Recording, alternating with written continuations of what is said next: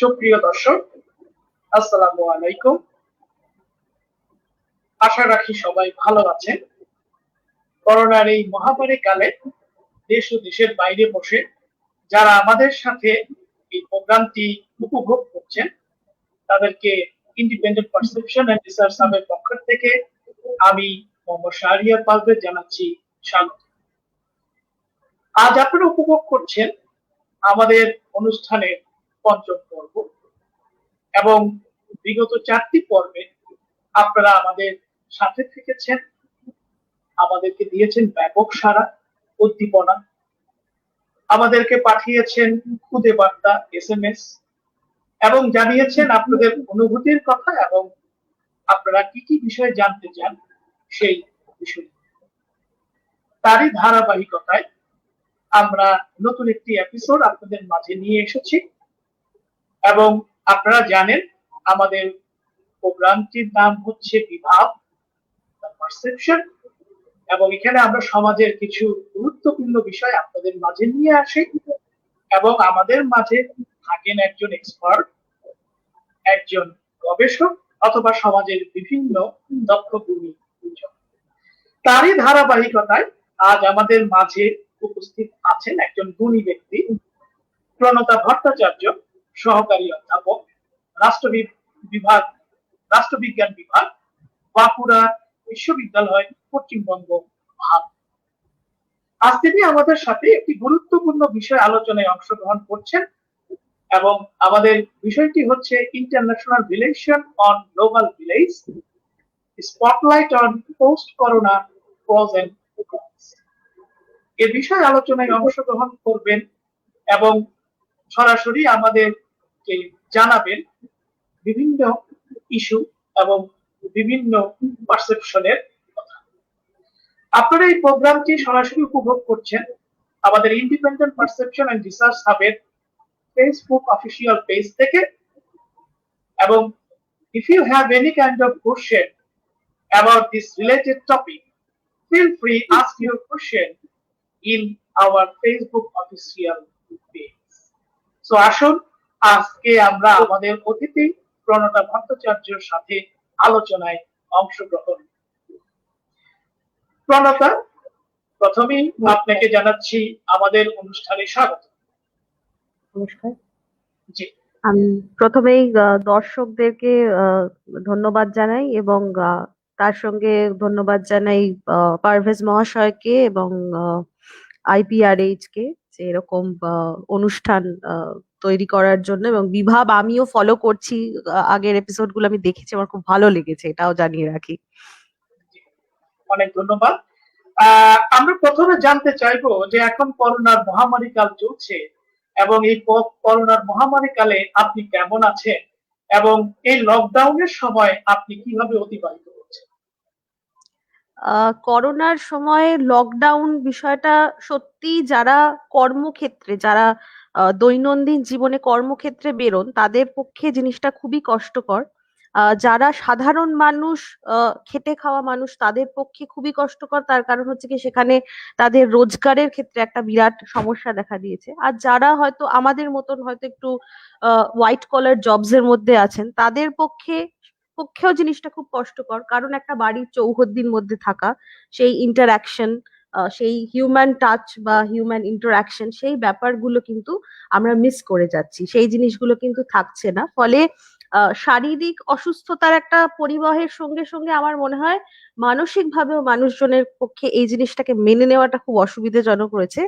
আমিও সেই একই সময়ের মধ্যে দিয়ে যাচ্ছি এবং সেইটাকে যতটা সম্ভব ভালো থাকার চেষ্টা করছি, যে শারীরিকভাবে এবং মানসিকভাবে যতটা এই বাধা বিপত্তিগুলোকে কাটিয়ে ওঠা যায়, যতটা মানুষজনের সঙ্গে কমিউনিকেট করা যায় এই ওয়েবসাইট, অনলাইন বা একাডেমিক ইভেন্টস গুলোর মাধ্যমে। আজকে এইখানে যোগদান করার আরো একটা উদ্দেশ্য, সেটা হচ্ছে গিয়ে ওই নিজেকে একটু চাঙ্গা রাখা, একটু আলোচনা করা, চিন্তা ভাবনার আদান প্রদান করা, এটাই, এভাবেই কাটাচ্ছি এখন লকডাউন। খুব ভালো লাগলো যে আপনি সুস্থ আছেন, ভালো আছেন এবং আমরা লক্ষ্য করেছি আপনি অনেকগুলি অনলাইনের গবেষণার সাথে যুক্ত আছেন এবং আমরা প্রায়শই আপনাকে বিভিন্ন অনলাইন প্রোগ্রামে দেখছি। আজকে আমাদের যে ইস্যু, সেই ইস্যু সম্পর্কে আমরা জানতে চাবো যে আন্তর্জাতিক সম্পর্ক বা ইন্টারন্যাশনাল রিলেশন হলো রাষ্ট্রবিজ্ঞানের সেই শাখা যেখানে আন্তর্জাতিক ঘটনাবলী এবং রাষ্ট্রগুলির মধ্যেকার বিশ্ব ইস্যু সমূহকে আন্তর্জাতিক প্রেক্ষাপটে আলোচনা করা হয়। বর্তমান সময় হলো এক মহামারীর কাল। এই সময় একটি রাষ্ট্রকে কি ধরনের আন্তর্জাতিক সম্পর্ক গড়ে তোলা বা পর্যবেক্ষণ করা প্রয়োজন বলে আপনি মনে করছেন? আন্তর্জাতিক সম্পর্ক ক্ষেত্রটা সবসময় আমরা যেটা জানি, যারা আমরা আন্তর্জাতিক সম্পর্ক নিয়ে আলোচনা করি বা সিস্টেম নিয়ে যারা আমরা আলোচনা করি, তারা আমরা সবসময় জানি যে এই সিস্টেমটা কিন্তু একটা অ্যানার্কিক্যাল সিস্টেম। এখানে কিন্তু অ্যাকচুয়ালি কোনো রেজাইম নেই যে রেজাইমটা কোনো জিনিসটাকে কন্ট্রোল করে দেয় বা কোনো নর্মস বলে দেয়। যদিও ইউনাইটেড নেশনস আছে বা আমরা বিশ্ব স্বাস্থ্য সংস্থা বা ইত্যাদি নানা রকম গাইডলাইন আমরা পাচ্ছি, কিন্তু এখনো পর্যন্ত রাষ্ট্র কিন্তু ভীষণভাবে শক্তিশালী। তাই রাষ্ট্র কেমন ভাবে নীতি নিচ্ছে সেটা কিন্তু রাষ্ট্রগুলোর ওপরেই নির্ভর করে। তো একটা সভ্য সমাজে বাস করে আমাদের যেটা মনে হয় যে এই সময়টাতে রাষ্ট্রগুলোর উচিত হচ্ছে গিয়ে যতটা সম্ভব একটা কোঅপারেটিভ এনভায়রনমেন্ট তৈরি করা। পারস্পরিক যে সমস্যাগুলো বা যে ব্লেম গেম গুলো আছে, সেই সমস্যাগুলোকে যদি আপাতত একটু পাশে সরিয়ে রেখে এই যে পরিস্থিতি, এই পরিস্থিতিটাকে আমরা কিভাবে মোকাবিলা করব, সেটা যদি সবাই মিলে একটু ভাবা যায়। এই যে ভ্যাকসিনেশনের প্রসেস, যে কিভাবে ভ্যাকসিন হবে, ভ্যাকসিন কিভাবে বাজারে আসবে, বা মানুষের কাছে সেই ভ্যাকসিন গুলোকে আমরা কিভাবে পৌঁছে দেব, সেই জিনিসগুলো নিয়ে রাষ্ট্রগুলো যদি একটু সদর্থক ভাবে সহযোগিতার পরিবেশ তৈরি করে, আমার মনে হয় সেটাই এখন সব থেকে গুরুত্বপূর্ণ। তবে জানি না বাস্তব ক্ষেত্রে সেটা কতটা সম্ভব হয় বা সেটা কতটা হচ্ছে, সেটা নিয়ে হয়তো প্রশ্ন উঠে যেতে পারে আর কি। আমার এটাই মনে হচ্ছে। জি, অনেক ধন্যবাদ। অনেক সুন্দরভাবে এই জিনিসটিকে ব্যাখ্যা করছেন। এটা সত্য, আসলে এই মহামারীর কালে আমাদের প্রত্যেকটি রাষ্ট্রকেই একটু অন্যরকম স্ট্র্যাটেজি আমাদের গ্রহণ করতে হবে। আন্তর্জাতিক সম্পর্ক সারা বিশ্ব রাজনীতিকে গভীরভাবে প্রভাবিত করে। তাছাড়া আলোচ্য বিষয় অনুসন্ধান ও চর্চা দ্বারাই সবসময় আধুনিক রাজনীতি, অর্থনৈতিক ও সার্বাঙ্গিক বিষয়ে একাধিক রাষ্ট্রের অর্থনৈতিক মতাদর্শের সম্পর্ক গড়ে ওঠে এবং বোঝাপড়া, সম্পর্ক আদান প্রদান, সহযোগিতা ইত্যাদিকে বোঝা যায়। তাহলে আন্তর্জাতিক সম্পর্ক ও আন্তর্জাতিক রাজনীতির মধ্যে পার্থক্যটা কোথায়, এবং একটি রাষ্ট্রের জন্য এই দুই সম্পর্ক বোঝা এবং রক্ষা করা কতটুকু গুরুত্ব বহন করে বলে আপনি মনে করছেন? দেখুন, রাজনৈতিক যে বিশ্লেষণ, সেই রাজনৈতিক বিশ্লেষণের মধ্যে দিয়ে যদি আমরা যাই, তাহলে দেখব যে আন্তর্জাতিক রাজনীতির ধারণাটা, এটা যদি আমি একদম আমার ব্যক্তিগত মতামত দিই, তাহলে আমি বলবো যে এই ধারণাটা অনেকটা সীমাবদ্ধ। কারণ রাজনীতির যে ধারণা, সেক্ষেত্রে অনেক ক্ষেত্রেই রাষ্ট্রগুলো বেশি গুরুত্ব পেয়ে যায়, যে রাষ্ট্রগুলো কিভাবে একটা সিস্টেম বা একটা অর্ডারের মধ্যে রেসপন্ড করছে, কিভাবে তারা আদান প্রদান করছে, শুধুমাত্র রাষ্ট্রের যে নীতি নির্ধারণ বা রাষ্ট্রগুলো পরস্পরের সঙ্গে কিভাবে রাজনৈতিক বা কূটনৈতিক সম্পর্কগুলোকে তৈরি করছে সেইটা। কিন্তু যদি আমি আন্তর্জাতিক সম্পর্ক বলি, তাহলে আন্তর্জাতিক সম্পর্কের ক্ষেত্রটা কিন্তু বিশাল ব্যাপ্ত। তার মানে ব্যাপ্তিটা, মানে the spectrum is much more broader than international politics এর দায়রাটা অনেকটা ছোট, আমার মনে হয় it is much limited, whereas international relations is much more broader arena, যেখানে কিনা আমরা দেখতে পাচ্ছি যে বিভিন্ন সাবজেক্টের কিন্তু একটা জাক্সটাপোজিশন হতে পারে। মানে সোশ্যাল সায়েন্সেস এর যে আদার ডিসিপ্লিনস গুলো আছে, সেগুলোর গুরুত্বও কিন্তু এখানে চলে আসে, যে আন্তর্জাতিক সম্পর্ক যদি বিশ্লেষণ করতে যাই। এছাড়াও যদি প্র্যাকটিক্যাল ফিল্ডে দেখি, আমি যদি পেডাগজির ব্যাপারটাকে একটু সরিয়ে রেখে শুধু প্র্যাকসিসটাকে যদি চিন্তা করি, তাহলে দেখব যে এর মধ্যে কিন্তু ethnic issues, health issues, human rights, আরো নানা রকম নন স্টেট অ্যাক্টর্স, বিভিন্ন বিষয়, ইন্টারন্যাশনাল আদার অর্গানাইজেশন, সিভিল সোসাইটিস, এই সমস্ত বিষয়গুলো কিন্তু আন্তর্জাতিক সম্পর্ক ক্ষেত্রের মধ্যে ঢুকে যাচ্ছে। মানে একটা এ টু জেড ফ্যাক্টরের মতন, যে যেখানে আমরা আন্তর্জাতিক সম্পর্কের থিওরি গুলোও পড়ছি, ওয়েস্টার্ন থিওরিজ, নন ওয়েস্টার্ন থিওরিজ, তার সঙ্গে আবার যদি আমরা প্র্যাকসিসে ফিরে আসি, প্র্যাকসিসে এসে দেখবো যে সেখানে একটা রাষ্ট্রের ফরেন পলিসিও আমরা দেখতে পাচ্ছি, হিউম্যান রাইটস এর ধারণাও সেখানে আমরা পাচ্ছি, কিভাবে হিউম্যানিটারিয়ান ইন্টারভেনশন হচ্ছে, কিভাবে এথনিক ক্লিনজিং হচ্ছে বা জেনোসাইড হচ্ছে। এটার পরিব্যাপ্তিটা অনেকটা বেশি, যেটা কিনা ইন্টারন্যাশনাল পলিটিক্স বললে সেটা কিন্তু আমরা অনেকটা ন্যারো একটা ভিউ পাই, যে যেখানে আমরা হয়তো অনেক ক্ষেত্রেই হয়তো আমরা চিন্তা করে নিই যে বিশ্বের কতগুলো বড় বড় রাষ্ট্র তারা কি করছে বা তারা কি ভাবছে, বা সাউথ এশিয়ার ডোমেনে, আমরা যেহেতু সাউথ এশিয়াতে বাস করছি তাই সাউথ এশিয়ার ডোমেনে কোন রাষ্ট্রগুলো কি করছে, এরকম একটা রাষ্ট্রকেন্দ্রিক ধারণা বড্ড বেশি চলে আসে। কিন্তু যদি আমি আন্তর্জাতিক সম্পর্ক বলি, তাহলে কিন্তু নিকারাগুয়া বা গিনিতে কি হচ্ছে, বা কোন দেশে একটা পজিটিভ স্টেপ নেওয়া হচ্ছে, কোন দেশে হয়তো শিক্ষার প্রসারটা কিরকম ভাবে হয়েছে, সেখানে একটা ছোট্ট সুন্দর মডেল ফলো করা গেছে, বা একটা কোথাও রিজিওনাল মডেলের মাধ্যমে একটা অর্থনৈতিক উন্নয়ন সম্ভব হয়েছে, তার মধ্যে কিন্তু এভরিথিং ইনক্লুডেড। আমি দেখতে পাবো যে সেখানে পলিটিক্সও রয়েছে, তার সঙ্গে ইকোনমিক্সও রয়েছে, তার সঙ্গে সোশ্যাল ইস্যুজও রয়েছে, তার মধ্যে সিভিল সোসাইটির রোলও রয়েছে। তো এই জায়গাটা অনেক অনেক বেশি, আন্তর্জাতিক সম্পর্ক বললে এই জায়গাটা একটা বিরাট ক্ষেত্রকে চিহ্নিত করে, এবং এটা বেশ মানে এভলভিং, এমার্জিং এবং এভলভিং, এই জিনিসটার কিন্তু কোথাও অন্ত হয় না। মানে অনেক জিনিস কিন্তু নতুন নতুন ভাবে এখানে ইনকর্পোরেট আমরা করতে পারি, সেটা কিন্তু একটা সুযোগ থেকে যায়। অনেক ভালো লাগছে আপনার সাথে আলোচনায় অংশগ্রহণ করে, এবং আপনি অনেক সুন্দরভাবে আমাদেরকে ইস্যুগুলি নিয়ে কথা বলছেন। আশা রাখি দর্শকরা উপভোগ করছেন। আহ আন্তর্জাতিক সম্পর্কের সংজ্ঞায় অধ্যাপক পামার এবং পার্কিন্স বলেছেন, বিশ্ব সম্প্রদায়ের মত আন্তর্জাতিক সম্পর্কের অধ্যয়ন ও পরিবর্তনশীল। একজন গবেষক হিসেবে আপনি তাদের এই সংজ্ঞাকে কিভাবে ব্যাখ্যা করতে চান? এটার ব্যাখ্যাটা আমি একটু আমার মতন করে করে নিই। তার কারণ হচ্ছে কি, আমার মনে হয় যে গবেষণার ক্ষেত্রে অনেক সময় তো আমরা চেষ্টা করি যে মানে কিভাবে আমাদের যে একাডেমিক স্পেকটিকল সেইটা দিয়ে আমরা জিনিসটাকে কিভাবে দেখবো, we try to see the things through our own academic spectacle. তো আমি যদি এটা আমার একাডেমিক স্পেকটিকল থেকে দেখি, এর সঙ্গে হয়তো অনেক স্কলার বা অনেকের হয়তো মিলও পাওয়া যেতে পারে, তবে এই ক্ষেত্রে আমি খুব ব্যক্তিগতভাবে একটা মতামত দেব। সেটা হচ্ছে কি, যে অবশ্যই পরিবর্তনশীলতার একটা গুরুত্ব আছে। পরিবর্তনশীল কারণ প্রেক্ষাপট আমরা দেখছি যে কি, যে পরিবর্তিত কিন্তু হয়ে যাচ্ছে, ইন্টারন্যাশনাল যে অর্ডার তার মধ্যে কিন্তু পর্যায়ক্রমিক পরিবর্তন আসছে। যদি আমরা দেখি যে বিশ্বযুদ্ধের পরে দ্বিতীয় বিশ্বযুদ্ধ, তারপরে আমরা জানি যে একটা ঠান্ডা যুদ্ধের ফেজ, যেখানে কিনা দুটো ইডিওলজিক্যাল ব্লকের মধ্যে গোটা বিশ্ব বিভাজিত হয়ে পড়ছে, এবং তার মধ্যে থেকে আবার একটা থার্ড ব্লকও অনেক সময় চিন্তা করা হয়, যে যেটা কিনা ন্যাম কান্ট্রিজ, নন অ্যালাইনমেন্ট মুভমেন্ট, যার মধ্যে অনেক ন্যাসেন্ট কান্ট্রিজ গুলো, সদ্য স্বাধীনতা প্রাপ্ত রাষ্ট্রগুলো তার মধ্যে ছিল, এবং তারা একটা উল্লেখযোগ্য ভূমিকা পালন করেছিল।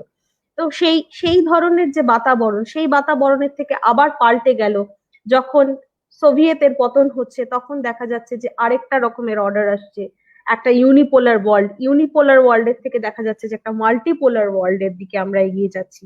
আবার এই সময় দেখা যাচ্ছে যে আবার পোস্ট করোনা ইত্যাদি ফলে কিন্তু গ্লোবালাইজেশন, এবং তারপর পরে গ্লোবালাইজেশনকে মাথায় আমরা যত নিচ্ছি, আস্তে আস্তে আমাদের জীবনের মধ্যে অ্যাবজর্ব করতে করতেই এসে গেল হচ্ছে কি করোনা। তো এই যে পরিস্থিতি, পরিস্থিতি কিন্তু সদা পরিবর্তনশীল, সেইটাকে আমরা অস্বীকার করতে পারছি না। তবে এক্ষেত্রে আমি একটা জিনিস বলবো, যে যদি আমি ওই টমাস কুনের যে একটা প্যারাডিগম্যাটিক শিফটের কথা বলা যায়, যে একদম টেকটনিক শিফট, যে একদম সিস্টেমিক একটা চেঞ্জ হয়ে গেল, একদম উলট পালট হয়ে গেল, রাষ্ট্রের স্ট্রাকচার গুলো ভেঙে গুড়িয়ে গেল, বা একদম একটা বিশ্ব কি বলবো গ্লোবাল ভিলেজ, একদম ট্রু সেন্সে গ্লোবাল ভিলেজ তৈরি হয়ে গেল, সেই ধরনের সি চেঞ্জ কিন্তু আমাদের এখনো আসেনি, বা সেই দিকে কিন্তু কোনো টেন্ডেন্সিও আমরা দেখতে পাচ্ছি না। তাহলে আমি বলবো যে এক্ষেত্রে অবশ্যই পরিবর্তনশীলতার কথা আমি বলবো, তবে তার সঙ্গে আমি এটাও বলতে চাইবো যে কন্টিনিউইটি অ্যান্ড চেঞ্জ, এটাকেই আমি বেশি গুরুত্ব দেব। তো আমি অন্তত পামারের এই বক্তব্যকে আমি ধরে নেব যে তিনি হয়তো নুয়ান্সেস এর কথা বলছেন, তিনি হয়তো পুরোপুরি সিস্টেমিক সি চেঞ্জ বা টেকটনিক শিফটের কথা হয়তো তিনি বলছেন না। অন্তত আমার নিজস্ব ব্যাখ্যা বা নিজস্ব যে মানে আমার যে অ্যাবজর্ব করা আন্তর্জাতিক সম্পর্ক বিষয়টাকে আমি যেভাবে অ্যাবজর্ব করেছি, তার মধ্যে দিয়ে আমি অন্তত এই জিনিসটাই মনে করি। জি জি, খুব খুব সুন্দর বলছেন আপনি, কারণ আপনার পারসেপশন দিয়ে আপনি যে ব্যাখ্যাটা আমাদের করেছেন, আশা রাখি দর্শকরাও বুঝতে পারছে যে it is a fast factor, এবং সেভাবে গ্লোবাল এরাতে আসলে আমরা এখনো পৌঁছাতে পারিনি। আমাদের আরো হয়তোবা সময় লাগবে, ভবিষ্যতে প্রত্যেকটি রাষ্ট্র হয়তোবা এই নিয়ে আরো চিন্তা ভাবনা করবে। রাষ্ট্রবিজ্ঞান ছাড়াও আন্তর্জাতিক সম্পর্কের উপর জ্ঞানের অনেক শাখার প্রভাব আছে, যেমন ইতিহাস, আন্তর্জাতিক আইন, দর্শন, ভূগোল, মনোবিজ্ঞান, সাংস্কৃতিক বিজ্ঞান ইত্যাদি। এতে আলোচিত বিভিন্ন ইস্যুর মধ্যে বিশ্বায়ন এবং সমাজ ও রাষ্ট্রের সার্বভৌমত্বের উপরে বিশ্বায়নের একটি প্রভাব আমরা লক্ষ্য করে থাকি। কিন্তু এই বিশ্বায়নের প্রভাবের মধ্যে আমরা কিছু নেগেটিভ ইম্প্যাক্টও দেখি, যা যেমন ধরুন নিউক্লিয়ার শক্তির বিস্তার, পরিকল্পিত অপরাধ বা মানব নিরাপত্তা ইত্যাদি, যা একটি দেশ ও জাতির জন্য বয়ে আনতে পারে ভয়াবহ বিপর্যয়। একজন গবেষক হিসাবে এর থেকে পরিত্রাণ কি কোনো উপায় আছে বলে আপনি মনে করেন? গ্লোবালাইজেশনের যে বিষয়টা, যে আমরা যখন গ্লোবালাইজেশনের এরাতে ঢুকছি, মানে স্ট্রাকচারাল অ্যাডজাস্টমেন্ট যখন রেজাইম, ওয়াশিংটন কনসেনসাস হয়ে যাচ্ছে, এবং সেখান থেকে অ্যাকচুয়ালি গ্লোবালাইজেশন বিষয়টা তো প্রথমেই হচ্ছে কি অর্থনীতি, কারণ ফ্রি ফ্লো অফ ইকোনমি। এই ফ্রি ফ্লো অফ ইকোনমি হতে গিয়ে প্রথম যেটা হয় যে যে দেশীয় যে ছোট ছোট রাষ্ট্রগুলো, ডেভেলপিং বা ডেভেলপিং যে থেকেও যে আরো যে আন্ডার ডেভেলপ রাষ্ট্রগুলো রয়েছে, তাদের যে ছোট ছোট শিল্পগুলো সেগুলো কিন্তু একটু হলেও বাইরের কম্পিটিশনের মাঝখানে কিন্তু মুখ থুবড়ে পড়ছে। কারণ যখনই ফ্রি ফ্লো অফ ইকোনমি হচ্ছে বা ফ্রি ফ্লো অফ ট্রেড হচ্ছে, তখনই কিন্তু দেখা যাচ্ছে যে বড় সংস্থাগুলো এসে তাদের জায়গাটাকে দখল করে নিচ্ছে, ফলে ছোট ছোট দেশীয় শিল্পগুলো কিন্তু আহ মুখ থুবড়ে পড়ছে, বা সেটা হয়তো কম্পিটিশনটাকে তারা ট্যাকল করতে পারছে না বা ফেস করতে পারছে না। ফলে এক একটা রাষ্ট্রের কিন্তু জাতীয় অর্থনীতি বা জাতীয় যে চরিত্র, তাদের অর্থনীতির যে জাতীয় চরিত্র, সেটা কিন্তু অনেকটাই পরিবর্তিত হয়ে যাচ্ছে। এক্ষেত্রে যে কথাটা খুব গুরুত্বপূর্ণ সেটা হচ্ছে ওয়ান সাইজ ফিটস অল, যে একটাই সাইজ সেটা সবাইকে ফিট করানো হচ্ছে। এই যে পরিস্থিতি, এই পরিস্থিতির কিন্তু একটা প্রভাব সবার উপরে পড়েছে। প্রথম প্রভাবটা হচ্ছে কি অর্থনৈতিক, যার অর্থনৈতিক প্রভাব মানে কি হচ্ছে যে একটা জিনিস খুব অদ্ভুত ভাবে দেখা গেছে যে গ্লোবালাইজেশনের পরে কিন্তু ধনী দরিদ্রের যে রেশিও সেটা কিন্তু অত্যন্ত ভাবে বাড়ছে, মানে ধনী আরো ধনী হচ্ছে, দরিদ্র মানুষেরা আরো বেশি দরিদ্র হচ্ছে। মিডল ক্লাস কনসেপ্টটা হয়তো রয়েছে, কিন্তু সেই মিডল ক্লাসের পারচেজিং পাওয়ার বা তাদের অর্থনৈতিক ক্ষমতাও কিন্তু একটু একটু করে নামছে। ধনী দেশগুলো আরো বেশি ধনী হয়েছে, যে দেশগুলো অর্থনৈতিকভাবে দুর্বল ছিল তাদের অর্থনীতি কিন্তু আরো আরো অস্তাচলে যাওয়ার অবস্থায় দাঁড়িয়েছে। এই জিনিসটা কিন্তু দেখা গেছে, এবং এক্ষেত্রে অনেক রাষ্ট্রেরই কিন্তু লোন নিয়ে, আইএমএফ থেকে লোন নিয়ে বা ওয়ার্ল্ড ব্যাংকের যে গাইডলাইন সেগুলো মানতে গিয়ে অনেক রকমের সমস্যার সম্মুখীন হতে হয়েছে। সেইটা যেরকম আছে, তার সঙ্গে সঙ্গে এর কিছু সোশিও পলিটিক্যাল ফ্যাক্টরসও আছে। যেমন যদি বলি যে পোরাস বর্ডার, যে ট্রেডটাকে এনহ্যান্স করার জন্য বর্ডার গুলোকে যে খোলা হয়, সেই বর্ডার খুলতে গিয়ে বর্ডার খোলার যেরকম একটা ভালো দিকও আছে, যে ট্রেডটাকে খুব ভালোভাবে ফেসিলিটেট করা যাচ্ছে, তার সঙ্গে it is actually bringing up the tendencies of narco trade, women trafficking, women, children trafficking of children, women, and so many. ও এই ক্ষেত্রে কিন্তু আমরা একটা জিনিস দেখতে পাই যে এই ধরনের হিউম্যান সিকিউরিটি যে ইস্যুস, নন ট্র্যাডিশনাল যে সিকিউরিটি, যেগুলো আনকনভেনশনাল যে সিকিউরিটি চ্যালেঞ্জেস, সেই চ্যালেঞ্জেস গুলো কিন্তু গ্লোবালাইজেশনের এরাতে আমরা আরো বেশি করে পাচ্ছি। বা টেররিস্ট অ্যাক্টিভিটিস বা criminal activities, international criminal activities বা ট্রান্সবর্ডার ক্রিমিনাল অ্যাক্টিভিটিস, এই জিনিসগুলো কিন্তু বেড়েই চলেছে। সেইগুলোকে প্রতিহত করতে গেলে আমার মনে হয় যে একটা জিনিসই কাজে দিতে পারে, সেটা হচ্ছে গিয়ে যে কোঅপারেশন। একটা কোঅপারেটিভ স্ট্রাকচারের মধ্যে যদি রাষ্ট্রগুলো না আসে, তারা যদি একটা বর্ডার ট্রাফিকিং কে আমাদেরকে হ্যান্ডেল করতে হয়, তাহলে হ্যান্ডেল করতে গেলে আমাদের একটা প্রপার ইনস্টিটিউশনাল মেকানিজম দরকার, যে যে রাষ্ট্রগুলো বর্ডার শেয়ার করছে তারা তাদের বর্ডারটাকে সুরক্ষা দেবে। আবার বর্ডার সুরক্ষা দিতে গিয়ে সেটা যদি আবার সাধারণ মানুষের উপরে সমস্যা বা প্রকোপ তার নেমে আসে, সেটাও মুশকিল। কারণ বর্ডার এরিয়াজে কিন্তু আমরা এমন অনেক মানুষজনেরদেরকে পাই যে যারা হয়তো বার্টার টাইপ অফ কিনশিপ ইকোনমিতে তারা অভ্যস্ত ছিল, আদান প্রদানের ভিত্তিতে, এবং এই বর্ডারের জায়গাটা তাদের কাছে খুব প্রবলেমেটিক হয়ে ওঠে। হয়তো বর্ডারের ওপারে তাদের পরিচিত পরিজনরা রয়েছে, বা তাদের কমিউনিটি বা ক্ল্যানের মানুষজনেরা রয়েছে, যাদের সঙ্গে হয়তো তারা অর্থনৈতিক বা কিনশিপ বেসড আদান প্রদান গুলো তারা খুব ভালোভাবে করতে পারতো, সেটা এখন তারা আর পারছে না। ফলে তারাও কিন্তু একটা লিভলিহুড, মানে তাদেরও কিন্তু একটা লিভলিহুডটা কিন্তু থ্রেটেন্ড হচ্ছে, তাদের সিকিউরিটি, তাদের স্পেস অফ সিকিউরিটি সেটাও কিন্তু থ্রেটেন। তো এইটা একটা কিন্তু মানে ওই শাঁখের করাতের মতন, যে এদিক দিয়েও কাটছে ওদিক দিয়েও কাটছে। ফলে এটাকে ট্যাকল করতে গেলে রাষ্ট্রগুলোর খুব সচেতন ভাবে পলিসি নিতে হবে। যে পলিসিটাকে যখন ফর্মুলেট করা হচ্ছে, এক নম্বর জিনিস সেটা হচ্ছে কি, যে পলিসিটা নেওয়া হচ্ছে মানে সেটা মানুষজনকে বাদ দিয়ে পলিসি নেব সেটা করলে হবে না। মানুষের কিন্তু মেন্টাল ম্যাপিং বা তাদের কগনিটিভ ম্যাপিং, তাদের যে চিন্তা ভাবনা, তাদের যে স্পেস, তাদের যে ইমাজারি, সেইটাকে কিন্তু মাথায় রেখে পলিসি গুলোকে নিতে হবে। অন্যদিকে আবার এই ধরনের যে নন ট্র্যাডিশনাল যে সিকিউরিটি চ্যালেঞ্জেস গুলো, সেই চ্যালেঞ্জেস গুলোকে ট্যাকেল করার জন্য কোঅপারেটিভ এনভায়রনমেন্ট দরকার। যে বর্ডার যে এরিয়াস গুলোতে, সেই এরিয়াস গুলোতে একটা কোঅপারেটিভ বাতাবরণ রাখলে কিন্তু তবেই এটা সম্ভব। কারণ যদি পারস্পরিক রাষ্ট্রগুলোর মধ্যে যারা বর্ডার শেয়ার করছে তাদের মধ্যে যদি কন্টিনিউয়াস মিসট্রাস্ট এবং থ্রেট পারসেপশন থাকে, বা পারস্পরিক বোঝাপড়ার অভাব থাকে, তাহলে কিন্তু কোনো রাষ্ট্রই কিন্তু তার এই ধরনের সিকিউরিটিটাকে এনশিওর করতে পারবে না। এবং তার কাছে যতই নিউক্লিয়ার আর্সেনাল থাকুক না কেন, এই ধরনের সমস্যাগুলো তো নিউক্লিয়ার তোপ দেখে কোনো লাভ নেই। এই ধরনের সমস্যাগুলো কিন্তু কোঅপারেটিভ মেকানিজমের মধ্যে দিয়ে আমাদের যেতে হবে। এবং এক্ষেত্রে আমি কিন্তু নিওলিবারাল ইনস্টিটিউশনের একটা গুরুত্ব খুঁজে পাই। নিওলিবারালিজমের অনেক সমস্যা আছে, যে অর্থনৈতিক ক্ষেত্রে নিওলিবারাল অর্থনীতির আমরা অনেক কুফল ভোগ করছি, হয়তো দেখতেও পাচ্ছি। এখন আবার এই কথাটাও আমাদের মধ্যে পোস্ট করোনা এই একটা ধারণাও আসছে যে গ্লোবালাইজেশন থেকে আমরা একটু পিছু হটছি। একেবারে রিট্রিট অফ গ্লোবালাইজেশন না বলে স্লোবালাইজেশন বলা হচ্ছে। তো সেই ধারণাটা হয়তো কার্যকরী হবে কি হবে না আমি জানি না, সেটা এখনো বলার হয়তো সময় আসেনি। কিন্তু নিওলিবারাল যে ইনস্টিটিউশন এবং তার মাধ্যমে যে বর্ডার এরিয়াস গুলোকে যে একটুখানি সিকিউর করার চেষ্টা করা, আমার মনে হয় সেটা হয়তো করা যেতে পারে, কিন্তু অবশ্যই সেটা লোকাল মানুষজনদের স্বার্থটাকে এলিয়েনেট করে নয়। এটা আমার মনে হয় যে খুব গুরুত্বপূর্ণ। কারণ মানুষকে বাদ দিয়ে, কারণ যা কিছুই করা রাষ্ট্রের জন্য মানুষ বোধহয় নয়, আমার মনে হয় যে মানুষের জন্য রাষ্ট্র, মানুষ ব্যতীত রাষ্ট্র হতে পারে না।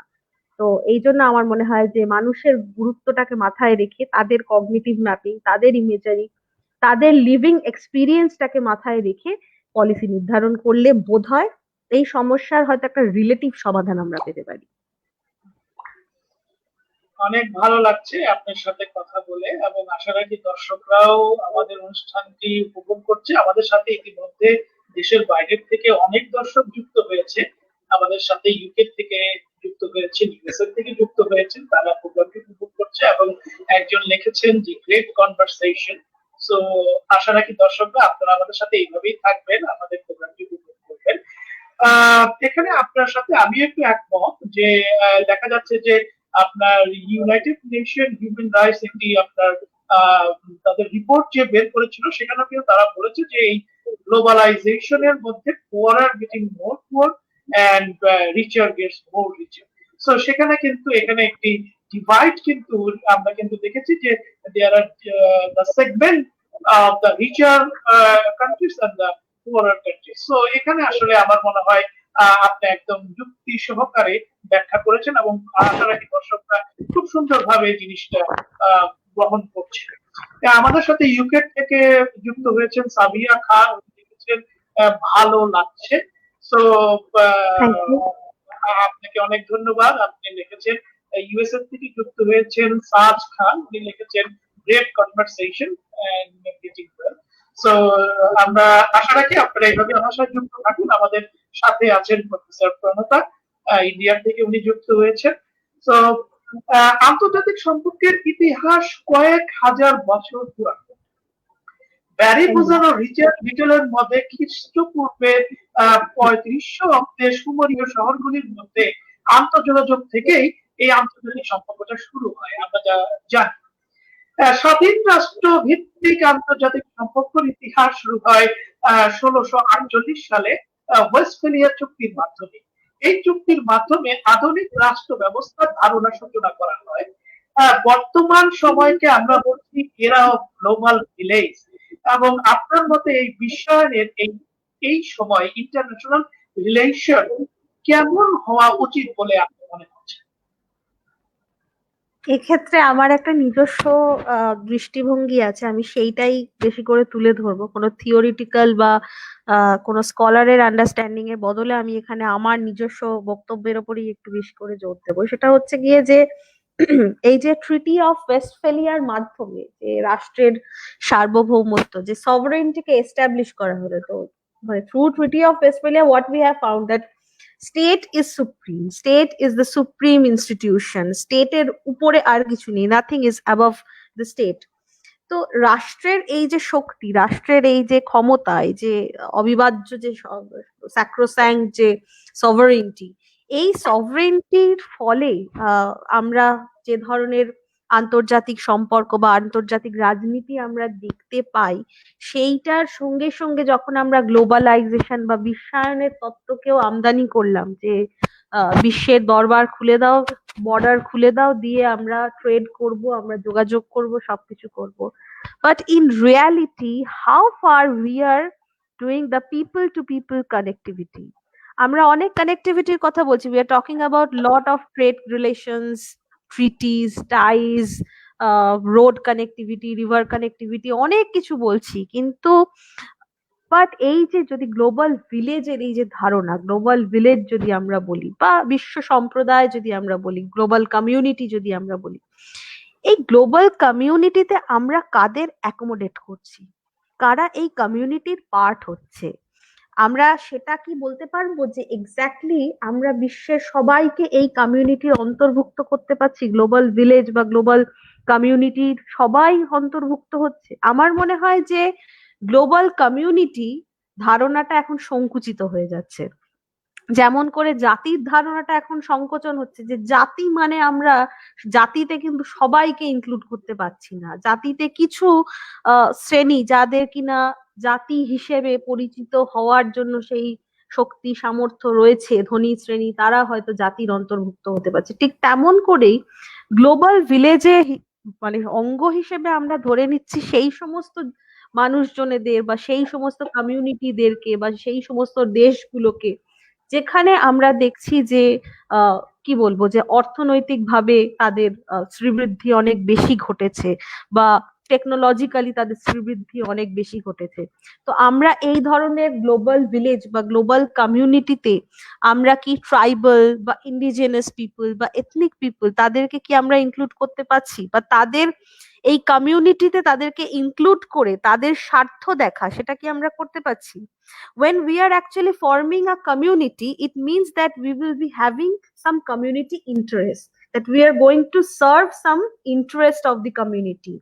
But কমিউনিটিটাকেই আমরা সংকোচন করে দিচ্ছি, কারণ আমরা ওই মানুষগুলোকে তার ভেতর আনতেও পারছি না, তাদের সুযোগ সুবিধা আমরা দেখতেও পাচ্ছি না। আমরা গ্লোবালাইজেশনের কথা বলছি, neoliberal economy, we are implementing neoliberal economy, we are doing trades and all, but যখন ইন্টারনালি ডিসপ্লেস পার্সন হচ্ছে, হয়তো শিল্প করতে গিয়ে, হয়তো রাস্তা তৈরি করতে গিয়ে, হয়তো বড় বড় রোড কানেক্টিভিটি তৈরি করতে গিয়ে ইন্ডিজিনাস পিপলরা তাদের লিভলিহুড, তাদের যে অরণ্য, তাদের বসতি থেকে তারা উৎখাত হয়ে যাচ্ছে, সেই জায়গাটা কিন্তু আমরা অ্যাড্রেস করতে পারছি না। সেই জায়গাগুলো, তাদের যে মিজারিজ, সেইগুলো কিন্তু গ্লোবাল কমিউনিটি কতটা ভোকাল হতে পারছে? হয়তো চারটে আলোচনা হচ্ছে, হয়তো কিছু পিটিশন জমা পড়ছে, হয়তো কিছু কেস হচ্ছে, কিন্তু আমার মনে হয় না যে সেটা নিয়ে সদর্থক ভাবে এখনো ভাবনা চিন্তার জায়গাটা হয়নি।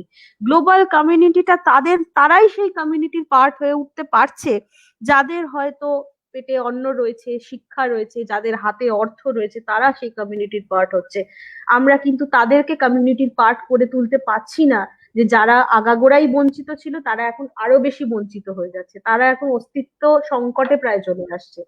তো আমার মনে হয় যে এই গ্লোবাল কমিউনিটি কথাটা বা এই গ্লোবাল ভিলেজ কথাটা সেদিনকে সার্থক হবে যেদিন সত্যিকারের ওই ইন্ডিজিনিয়াস ভিলেজেস গুলোকে আমরা এখানে অ্যাড করতে পারবো, যোগ করতে পারবো, সেদিন এই কথাটা আমার মনে হয় সার্থক হবে। তখন সত্যি সত্যি একটা বিশ্ব মানে কি বলবো, বিশ্ব সম্প্রদায় তৈরি হবে, যে যেখানে সেই সম্প্রদায়ের ইন্টারেস্টটা সবাই দেখবে, প্রত্যেকটা রাষ্ট্র দেখবে। এটা আমার মনে হয়। অনেক সুন্দর পারসেপশন, আপনি অনেক বিচার বিশ্লেষণ করে কথা বলছেন এবং খুব ভালো লাগছে। আমাদের সাথে অনেক দর্শক যুক্ত আছেন। আমাদের সাথে সাজিয়া পারভেজ লিখছেন, নাইস প্রোগ্রাম, এবং উনি একটি কোশ্চেন করেছেন আপনার কাছে, as a general citizen how can we benefited by international relation issues? Uh, First of all, international relation issues are affecting our life because when we are having, economic issues, transaction related problems, trade related problems, economic bargain related problems, or the situation like corona, that vaccines, that how vaccines will be traded, how vaccines will be distributed among the states. So these are directly affecting our lives. So it is not responsibility, but it would be great if we, take the issues into our consideration, and if we try to aware ourselves. কারণ আমরা যখন vote দিতে যাই, আমরা যখন আমাদের নেতাদেরকে select করি সিটিজেন হিসেবে, যে নাগরিক হিসেবে, being citizen, when we elect our representatives, we choose our leaders. So our leaders, are they basically capable of doing the things we have assigned them to do? আমরা কি তাদেরকে সেই যে দায়িত্ব দিয়ে পাঠিয়েছি সেই দায়িত্বটা কি তারা ঠিকঠাক করছে? তারা তাদের দায়িত্বটা পালন ঠিকঠাক করছে কিনা সেটা আমরা তখনই অনুধাবন করতে পারবো যখন আমরা পরিস্থিতিটাকে বুঝবো। আর পরিস্থিতিটাকে বোঝার জন্য কিন্তু আন্তর্জাতিক সম্পর্ক বা আন্তর্জাতিক রাজনীতিটাকে বোঝাটা জরুরি আছে। এবার এই জিনিসটা হয়তো সবাই বুঝতে পারবে না, কিন্তু আমার মনে হয় যারা শিক্ষিত মানুষজন, যারা those who are actually educated citizens, তারা কিন্তু এই জিনিসটা চাইলেই একটু গ্রিপে নিতে পারেন। তারা কিন্তু একটুখানি নিজেদেরকে এই বিষয়গুলোর মধ্যে দিয়ে অ্যাওয়্যার করে নিলে তারা যেটা করতে পারেন, যে যারা এই জিনিসটা হয়তো শিক্ষার আলোতে দাঁড়াতে পারছেন না বা দেখতে পারছেন না, তাদেরকেও একটা পারসেপশন তৈরি করতে হেল্প করতে পারেন। কারণ অনেক সময় কি হয়, যে যেসব মানুষদের শিক্ষা বা অর্থ হাতে থাকছে না, people those who are deprived of proper economic position or proper education, they choose very reluctantly, they choose their leaders very reluctantly. তারা খুব ইজিলি, তারা খুব রিল্যাক্টেন্টলি তাদের লিডার বেছে নেয়, যে আমার ওকে দেখে ভালো লাগছে, ওই সিনেমাতে কাজ করতো, ওই মুভি স্টার, আমি বেছে নিলাম। কিন্তু মুভি স্টার সে গ্রাউন্ড রিয়ালিটিতে নেমে এসে আমার জন্য কাজ করবে কিনা, সে আমার জন্য আমেরিকার সঙ্গে গিয়ে গলা ফাটাবে কিনা, বা আমেরিকার কাছ থেকে একটা ভালো ট্রেড ডিল করে আনবে কিনা, বা একটা সংস্থার কাছ থেকে আমার জন্য ভ্যাকসিন ছিনিয়ে আনবে কিনা, এইটা এনশিওর করছে কিনা আমার লিডার, সেটা কিন্তু দেখতে হবে। তো charismatic leaders, okay fine, charismatic leaders are there, but I think reality check should be done, and for that reason I think being a normal citizen, we should be aware of international relations or international context, at least the current contextual situation. খুব সুন্দর বলেছেন, আপনার সাথে আমিও একমত পোষণ করছি। Definitely আমাদেরকে দেখতে হবে যে যোগ্য নেতা বা লিডার আমাদের জন্য যারা, তাদেরকেই আমাদের সিলেক্ট করতে হবে।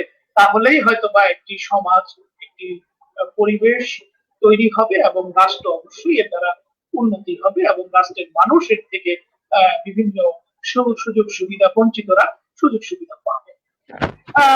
আমরা লক্ষ্য করছি যে এই মহামারী করোনার কারণে গ্লোবাল ইকোনমিতে একটি বড় ধস হচ্ছে, এবং 1870 সালের পরে 2020-কে ইন্টারন্যাশনাল ইকোনমিক্স এক্সপার্টরা অর্থনৈতিক মন্দা বলে আখ্যায়িত করছে, যেখানে গ্লোবাল ইকোনমিতে এক্সপেক্টেড লস হচ্ছে 5.8 থেকে 8.8 ট্রিলিয়ন ইউএসডি পর্যন্ত।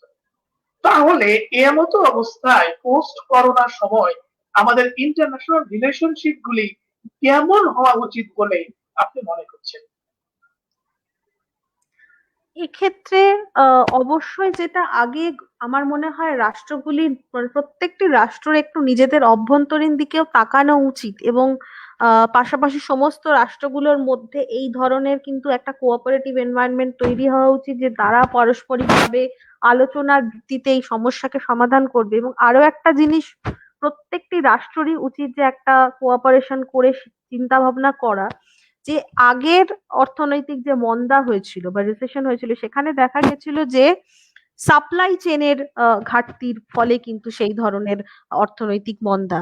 করোনার ক্ষেত্রে কিন্তু করোনার প্রাক্কালে আমরা দেখতে পাচ্ছি যেহেতু ডোমেস্টিক এক্সপেন্ডিচার কমে যাচ্ছে বা ডোমেস্টিক এক্সপেন্ডিচার এখন এই লকডাউন বা এই ধরনের পরিস্থিতি বা মানুষের জব লসের ফলে ডোমেস্টিক এক্সপেন্ডিচার কিন্তু অনেক বেশি কমে যাচ্ছে প্রত্যেকটা রাষ্ট্রেই, এবং তার ফলে অর্থনৈতিক মন্দাটা শুধুমাত্র সাপ্লাই এর জন্য নয়, ডিমান্ডেরও কিন্তু লস হচ্ছে, ডিমান্ডও কমে যাচ্ছে, তার ফলেও কিন্তু খানিকটা হচ্ছে। তো এইরকম একটা দুমুখী ফলার সামনে দাঁড়িয়ে প্রত্যেকটা রাষ্ট্ররই কিন্তু এমন ধরনের চিন্তা ভাবনা করা উচিত যে ধরনের চিন্তা ভাবনাকে সামনে রেখে যে তারা একটা কোঅপারেটিভ এনভায়রনমেন্টের মাধ্যমে এমন অর্থনৈতিক ব্যবস্থা আনতে পারবে যেটা কিনা এই ডিমান্ড আর সাপ্লাই এর ব্যালেন্সটাকে ঠিক করবে। যেমন আমি এক্ষেত্রে বলতে চাই যে ওই মাইক্রো লেভেল যে ইন্ডাস্ট্রিজ গুলো আছে সেই ইন্ডাস্ট্রিজ গুলোকে চাঙ্গা করে তোলার জন্য আমার মনে হয় প্রত্যেকটা রাষ্ট্রগুলোর কিন্তু কোঅপারেট করা উচিত।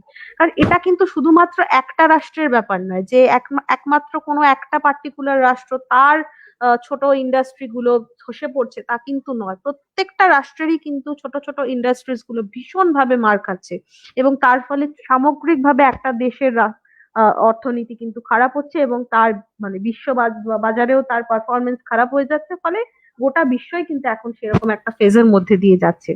তাই এমন একটা অর্থনৈতিক প্ল্যান রাষ্ট্রগুলো মানে এমন একটা কোঅপারেটিভ ভেঞ্চার নেওয়া উচিত, এমন ভাবেই জিনিসগুলোকে করা উচিত যাতে কিনা সেই জায়গাগুলোতে চাঙ্গা করে তোলা যায়, সেই জায়গাগুলোতে ইনভেস্টমেন্ট বাড়িয়ে তোলা যায়। এবং আরো একটা জিনিস বলবো যে এই ধরনের যে বাতাবরণ তার মধ্যে অ্যাটলিস্ট যুদ্ধ ওরিয়েন্টেড পরিস্থিতি তৈরি না করাটাই বাঞ্ছনীয়। কারণ অর্থনীতিকে যদি আমাদের অ্যাড্রেস করতে হয় তাহলে কিন্তু অর্থনৈতিক খাতে ব্যয় কিন্তু বাড়াতে হবে, প্রত্যেকটা রাষ্ট্রকেই সেটা কিন্তু মানে বাড়াতে হবে। যে মানে এই ধরনের অর্থনৈতিক যে সমস্যাগুলোকে মোকাবিলা করার জন্য ছোট ছোট ইন্ডাস্ট্রি গুলোকে সাপোর্ট করার জন্য অর্থনীতিকে সেই দিকে ফ্লো করাতে হবে, হেলথ সেক্টরে অনেক বেশি করে খরচা করতে হবে। সেক্ষেত্রে যদি যুদ্ধ বা মিসট্রাস্ট তৈরি হয় বা যুদ্ধের বাতাবরণও তৈরি হয় তাহলে এই মিসট্রাস্টের ফলে কিন্তু কন্টিনিউয়াসলি ওই ডিফেন্সের খাতে কিন্তু টাকা চলে যাবে।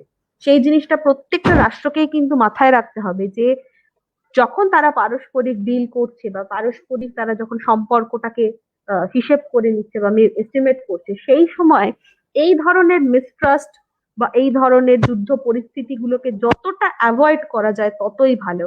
কারণ যুদ্ধের বাতাবরণ তৈরি হওয়া মানেই হচ্ছে কি যে আমার এই অস্ত্র সম্ভার তৈরি করে শত্রুর মোকাবিলা করার জন্য আমাকে রেডি থাকতে হবে। আদপে সেই অস্ত্রটা কাজে লাগছে কিনা না লাগছে সেটা ফ্যাক্টর নয়, কিন্তু আমি অস্ত্রটা মজুত করবো এবং তার জন্য একটা বিপুল অর্থ ব্যয় হচ্ছে। তো এই ধরনের মিসট্রাস্ট কিন্তু এখন আমার মনে হয় যে সরিয়ে রাখার সময় এসেছে, এবং এই সময়টা কিন্তু মানে করোনাটাকে কিন্তু আমরা একটা থার্ড ওয়ার্ল্ড ওয়ার হিসেবে ধরতে পারি এবং সেটার বিরুদ্ধে সমস্ত রাষ্ট্র লড়ছে। তো এইরকম একটা পরিস্থিতিতে বিশ্বের যে কটা বড় রাষ্ট্র আছে যারা কোঅপারেশন করতে পারে, এই ধরনের সিচুয়েশন তারা ক্রিয়েট করতে পারে, তাদের কিন্তু এই জিনিসটা আগে এনশিওর করা উচিত যে তাদের মধ্যে এই কোঅপারেশন গুলো তারা গড়ে তুলবে, এবং তারপরে যে আরো সেমি পেরিফেরির যে রাষ্ট্রগুলো রয়েছে তাদেরও উচিত যে এই জিনিসটার মধ্যে তারা কোপ আপ করবে, এরকম ধরনেরই পলিসি তারা নেবে। এই মুহূর্তে যুদ্ধ মিসট্রাস্ট হানাহানি বা অর্থ সম্ভারটাকে বাড়িয়ে তোলা বা একে দেখানো যে আমার কতটা অর্থ সম্ভার মানে অর্থ সম্ভার কতটা রয়েছে, আমার মনে হয় এইটা বোধহয় এখন প্রয়োজন নেই। কোঅপারেটিভ এনভায়রনমেন্টটা ভীষণ ভীষণ ভাবে জরুরি। খুব সুন্দর কথা বলছেন আপনি, এবং অনেক দর্শকই উপভোগ করছেন, অনেক দর্শক বলছেন ভালো কথা বলছেন, অনেকে বলছেন নাইস প্রোগ্রাম, এবং অনেকে আবার বলছেন এগ্রিড উইথ ইট। সো দর্শকরা উপভোগ করছেন আপনার মতামতগুলিকে। এবং যেটা দেখা যাচ্ছে যে আপনি একটি কথা বলেছেন যে মাইক্রো এবং ম্যাক্রো আসলে এই অবস্থাতে আমাদের আসলে ইকোনমিক্স এর এই দুই ধারাতেই কিন্তু এফেক্টেড, এবং মাইক্রো এবং ম্যাক্রো দুটা লেভেলই কিন্তু এখন আমরা দেখছি যে এফেক্টেড, এবং যেখানে জিডিপির পরিমাণ কিন্তু ওয়ার্ল্ড জিডিপি কিন্তু আপনার এফেক্টেড, এবং আলটিমেটলি যেখানে ওয়ার্ল্ড জিডিপি এফেক্টেড সেখানে প্রত্যেকটি রাষ্ট্র কিন্তু এফেক্টেড হচ্ছে। এবং দেখা যাচ্ছে যে আপনার অনেক বড় বড় অর্গানাইজেশন তাদের মেইন যে আপনার প্রোডাকশন আছে সেখান থেকে সরে গিয়ে আপনার কিছু অল্টারনেটিভ প্রোডাকশনে তারা চলে যাচ্ছে। তো এখানে কিন্তু দেখা যাচ্ছে চায়নাতে একটি বিশাল বড় ধস নামছে এবং তার সাথে সাথে একদমই তাই। ইউএস এর কথাও আমরা সেভাবেই বলতে পারি এবং আপনার সাথে আমি আসলে একমত যে এই সময়টা সবার সাথে সবার সম্পর্ক ভালোভাবে বজায় রেখে এই করোনা বা পোস্ট করোনা এবং এই মোকাবেলা। পরিস্থিতিতে জি, এই জি, পরিস্থিতিতে যে ইউএস এবং চায়নার মধ্যে যে ব্লেম গেমটা চলছে, যে কার কার গাফিলতির জন্য করোনা স্প্রেড করেছে, কখনো ইউএসএ বলতে চায় যে এটা চায়নার গাফিলতি, যে চায়না টাইমলি হু কে রিপোর্ট দেয়নি, ডাব্লিউএইচও কে প্রপার রিপোর্ট দেয়নি বলে এই সমস্যা। আবার চায়না অন্য দিক থেকে জানাচ্ছে যে না, আমাদের সায়েন্টিস্টরা আগে থেকে এই জিনিসগুলো সম্পর্কে অ্যাওয়্যার করেছিল, আমেরিকা খুব রিল্যাক্টেন্টলি এই বিষয়টাকে ডিল করেছে, তার জন্য অনেক বেশি স্প্রেড করে গেছে। তো এই যে ব্লেম গেম গুলো, আমার মনে হয় আপাতত এই ব্লেমস গুলোকে আপাতত সরিয়ে রাখার সময় এসেছে, এবং বিশ্বের যে কটা বড় রাষ্ট্র যারা রেসপন্সিবল, তাদের এই মুহূর্তে দে শুড অ্যাক্ট রেসপন্সিবল। মানে তারা বড় রাষ্ট্র হিসেবে আত্মপ্রকাশ করছে, তাদের শক্তির কথা তারা বলছে, কিন্তু যদি তারা রেসপন্সিবলি অ্যাক্ট না করতে পারে, তাহলে আমার মনে হয় না যে এই পরিস্থিতিতে কোনো মানেই হয় না তাদেরকে বিশ্ব নেতৃত্ব হিসেবে ধরে নেওয়া। বিশ্ব নেতৃত্ব হিসেবে আমরা তখনই তাদেরকে ধরতে পারবো যদি তারা রেসপন্সিবলি কোনো অ্যাক্ট করে। আপনি আপনার অনেক গবেষণাতে দেখিয়েছেন ম্যারিটাইম জিওগ্রাফি এবং it's relationship with Jio economy নিয়ে আলোচনা করেছেন। ইন্টারন্যাশনাল রিলেশন চ্যাপ্টারে এর ভূমিকা বা গুরুত্ব কতটুকু বলে আপনি মনে করছেন? আন্তর্জাতিক সম্পর্ক ক্ষেত্রে ম্যারিটাইম জিওগ্রাফি বা ম্যারিটাইম রিলেশনস এর গুরুত্ব অপরিসীম। কারণ আন্তর্জাতিক সম্পর্ক, আন্তর্জাতিক রাজনীতি সব ক্ষেত্রেই কিন্তু দেখা যায় যে ডিসপিউটস নিয়ে কিন্তু ভীষণ রকমের গোটা বিশ্ব আলোড়িত হয়েছে। এবং খুব রিসেন্টলি আমরা যদি দেখি যে South China Sea, issues of South China Sea, মানে চায়নার সঙ্গে সাউথ ইস্ট এশিয়া এবং এশিয়া প্যাসিফিকের রাষ্ট্রগুলোর দ্বন্দ্বের কারণটাই হচ্ছে গিয়ে কি, যে ওই সাউথ চায়না সি যে আইল্যান্ড গুলো আছে, স্প্র্যাটফিস, প্যারাসেল, এই সমস্ত আইল্যান্ড গুলোর ওপরে ক্লেম। আসলে কি, যে যেহেতু মানে স্ট্রেটস অফ মালাক্কা এবং যে সাউথ চায়না সির যে সি রুটটা, ওটা ট্রেডের জন্য মানে ভীষণভাবে গুরুত্বপূর্ণ। তার মানে হচ্ছে গিয়ে কি, যে geographical location is being important for economy, so the Jio economic side is very much important. তো ম্যারিটাইম জিওগ্রাফির ক্ষেত্রেও সেই জিনিসটাই হচ্ছে, যে একটা ট্রেড রুট বা একটা সি রুট, সেটা ভীষণভাবে অর্থনৈতিক দিক থেকে সেটা গুরুত্বপূর্ণ হয়ে উঠছে, এবং সেই জায়গাটা নিয়ে কিন্তু পারস্পরিক দ্বন্দ্ব বিভিন্ন রাষ্ট্রের মধ্যে হচ্ছে। এবং আন্তর্জাতিক সম্পর্ক ক্ষেত্রে কেন গুরুত্বপূর্ণ, আন্তর্জাতিক রাজনীতিতে যেমন গুরুত্বপূর্ণ, আন্তর্জাতিক সম্পর্ক ক্ষেত্রে গুরুত্বপূর্ণ, কারণ এই নিয়ে সি রুটস বা সি মানে সি ল্যান্ড ইত্যাদি নিয়ে কিন্তু অনেক রকমের ট্রিটি হয়েছে, অনেক রকমের আলোচনা হয়েছে। এবং যদি ইন্টারন্যাশনাল কোর্ট অফ জাস্টিসেও কিন্তু দেখা গেছে যে এই সাউথ চায়না সির বিষয়টিকে কিন্তু উত্থাপন করা হয়েছে। ইন্টারন্যাশনাল কোর্ট অফ জাস্টিস কিন্তু তার ভার্ডিক্ট দিয়েছে এবং খানিকটা চায়নার বিরোধিতা করেই দিয়েছে। তো এই ধরনের যে সমস্যাগুলো, এই সমস্যাগুলো কিন্তু ম্যারিটাইম জিওগ্রাফিকে কেন্দ্র করে হয়। বা আমরা যদি ভারতবর্ষের কথাও চিন্তা করি, তাহলে ভারতবর্ষেরও কিন্তু ইন্ডিয়ান ওশান রিজিয়নে ভারতবর্ষের একটা ভীষণ রকমের গুরুত্বপূর্ণ ভূমিকা আছে, যে সেই জায়গাটা কতটা সিকিওর থাকবে কি থাকবে না সেটা নিয়ে সমস্যা। এবং সেখানকার রাষ্ট্রগুলোর মধ্যেও কিন্তু এই ধরনের ধারণা আছে যে কোথাও ভারতও একটুখানি আস্ফালন করছে ওই জায়গাগুলো, ওই ছোট রাষ্ট্রগুলোর ওপরে। যদিও ভারতবর্ষ অনেকবারই তার স্ট্যান্ড পয়েন্ট জানিয়েছে যে ভারতবর্ষ কখনোই অ্যাগ্রেসিভ নয়, ভারতবর্ষের ফরেন পলিসি খুব একটা অ্যাগ্রেসিভ নয়, কিন্তু এই ধরনের বাদানুবাদ কিন্তু হয়।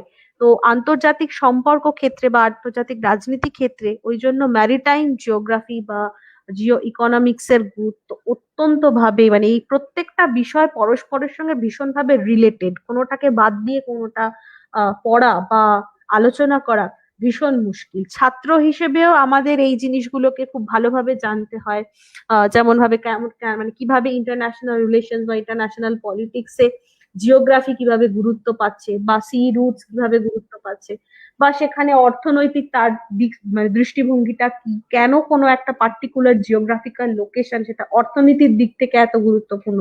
তাই আমরা এখন এই জিও পলিটিক্স এর সঙ্গে সঙ্গে জিও ইকোনমি টার্মটাকেও এখন বেশি ব্যবহার করছি। আগে এই জিনিসটা, এই টার্মটা খুব একটা ব্যবহৃত হতো না, কিন্তু এখনকার দিনে এই টার্মটা বেশি ভাবে ব্যবহৃত হচ্ছে খুব রিসেন্টলি।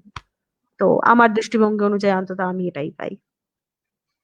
ডেফিনেটলি, কারণ আমরা এর সাথে ম্যারিটাইম ট্রেডেরও একটি কানেকশন দেখছি, এবং সেখানে আপনার যেটা হচ্ছে ওশান ইকোনমি বা ব্লু ইকোনমি যেখানে আমরা বলছি, সেখানে কিন্তু আলটিমেটলি এগুলির কিন্তু প্রভাব আমরা লক্ষ্য করছি। সো ম্যারিটাইম জিওগ্রাফির সাথে ম্যারিটাইম ইকোনমিক্স এবং সামরিক বিষয়গুলো এর মধ্যে চলে আসছে, যে blue water navy, black water navy, green water navy, কার কতটা নাভাল ক্যাপাবিলিটি, সেটাও কিন্তু এই ম্যারিটাইম রিলেশনস এর ক্ষেত্রে ভীষণ ভাবে ইম্পর্টেন্ট হয়ে দাঁড়াচ্ছে। যেমন চায়নার ক্ষেত্রে আমরা বলি যে চায়নার নেভি কিন্তু এখন বেশ শক্তিশালী, বা ভারতবর্ষের নেভি যদি আমরা দেখি যে ইন্ডিয়ান ওশানের পার্সপেক্টিভে বেশ যথেষ্ট শক্তিশালী, মানে ইন্ডিয়ান ওশানকে কিন্তু প্রোটেক্ট করার মতন ক্ষমতা কিন্তু ভারতবর্ষের এই মুহূর্তে খানিকটা হলেও রয়েছে। তো এগুলো খুবই গুরুত্বপূর্ণ।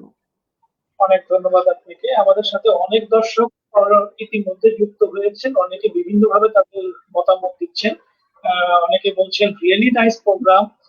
হানিফ তালুকদার উনি বলছেন ভালো কথা বলছেন, নাইস প্রোগ্রাম। তরুণ বিশ্বাস বলছেন আই এগ্রি উইথ ইউ।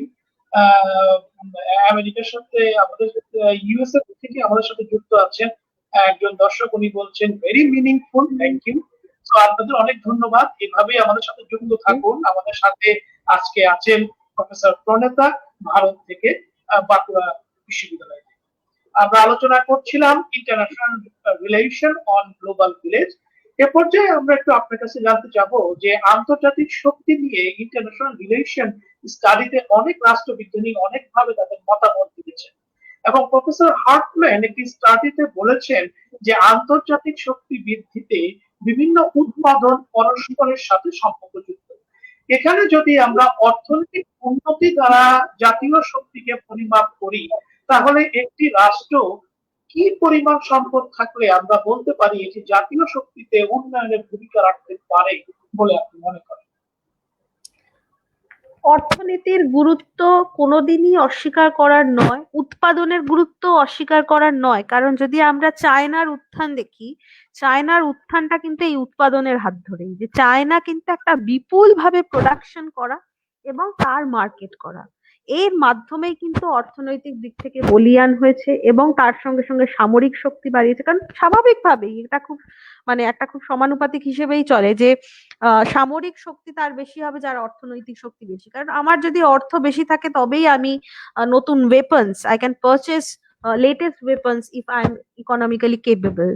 আমার দেশের মানুষজন যদি খেতে না পায়, একদমই যদি আমি তাদেরকে খাবার এনশিওর না করতে পারি, তাহলে আমার পক্ষে পুরোপুরি অস্ত্রের সম্ভার বাড়ানো কিন্তু সম্ভব নয়। তো এই জিনিসটা যেরকম আছে, তবে আমি ব্যক্তিগতভাবে শুধুমাত্র অর্থনীতিকে কিন্তু জাতীয় শক্তির পরিমাপ হিসেবে দেখবো না। তার কারণ হচ্ছে গিয়ে, যদি আমরা মানে ন্যাশনাল পাওয়ার এই জিনিসটা যদি আমরা চিন্তা করি, কথাটা যদি আমরা ভাবি, তাহলে নেশনের মধ্যে কিন্তু আহ, আমি আবার আসবো সেই কথাতে, যে পিপলস ইম্পর্টেন্স, যে মানুষের গুরুত্ব কিন্তু ভীষণ ভাবে অপরিসীম। যদি আমরা ভিয়েতনামের যুদ্ধের দিকে তাকাই, ভিয়েতনাম যে স্বাধীনতা অর্জন করেছিল, আমেরিকা এবং ফ্রান্সের কাছ থেকে তাদের স্বাধীনতা ছিনিয়ে নিয়েছিল, সেই ভিয়েতনাম অ্যাজ এ নেশন তাদের কাছে কিন্তু তখন কিচ্ছু ছিল না। একটা গেরিলা বাহিনী নিয়ে কিন্তু তারা যুদ্ধ করে, এবং তারা কিন্তু আমেরিকার খুব মানে সুসজ্জিত নতুন নতুন অস্ত্র এবং খুব মানে ফ্যাসিনেটিং টেকনোলজি এবং ফ্যাসিনেটিং লেথাল পাওয়ার্স এর সামনে কিন্তু তারা খুব বলিষ্ঠভাবে ফাইট করতে পেরেছিল। তাই জন্য আমি এক্ষেত্রে একটুখানি মানে ডিফার করব, আমি বলবো শুধু অর্থনীতি নয়, কিভাবে হিউম্যান রিসোর্সটাকে ম্যানেজ করা হচ্ছে সেটার উপরেও কিন্তু অনেকটা ডিপেন্ড করছে, বা একটা রাষ্ট্রের মানুষজনদের মধ্যে কতটা আত্মশক্তি রয়েছে, তারা কতটা ইউনাইটেড ফিল করছে। একটা রাষ্ট্রে যদি রাষ্ট্রীয় নেতারা কিছু আইন কানুন ইত্যাদি চাপিয়ে দিয়ে তাদেরকে রুল করছে, বা সেই রাষ্ট্রের মানুষজনদের মধ্যে রাষ্ট্রের প্রতি ভালোবাসাটা নেই, তারা সেই রাষ্ট্রের সঙ্গে সম্পৃক্ত মনে করছে না, বা সেই জাতি হিসেবে তারা ইউনাইটেড ফিল করছে না, তখন তাদের কত অর্থ থাকুক, কত সামরিক বল থাকুক, ইট ডাজন্ট ম্যাটার। মানে অ্যাটলিস্ট আমি মনে করি না যে এর কোনো মানে হতে পারে। সেটা হয়তো হতে পারে যে রাষ্ট্র নেতাদের কিছু কায়েমি স্বার্থ হতে পারে, বা যদি আমরা বলি যে একটা জাতীয় শক্তি, জাতীয় শক্তি বলতে গেলে কিন্তু নেতাদের কায়েমি স্বার্থ দিয়ে শুধু সেটাকে দেখলে হবে না।